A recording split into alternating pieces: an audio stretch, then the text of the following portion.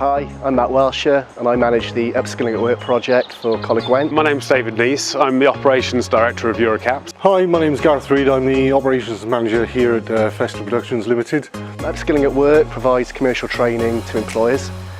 It's a mixture of things, MVQs from levels 2 up to level 6, and some taught training such as leadership and management, coaching and mentoring, and food safety. My name is David Price from Coleg Gwent. We're supporting Eurocaps to deliver an NVQ work-based programme. It's to develop their skills, their abilities, and hopefully help them with their career progression within the company.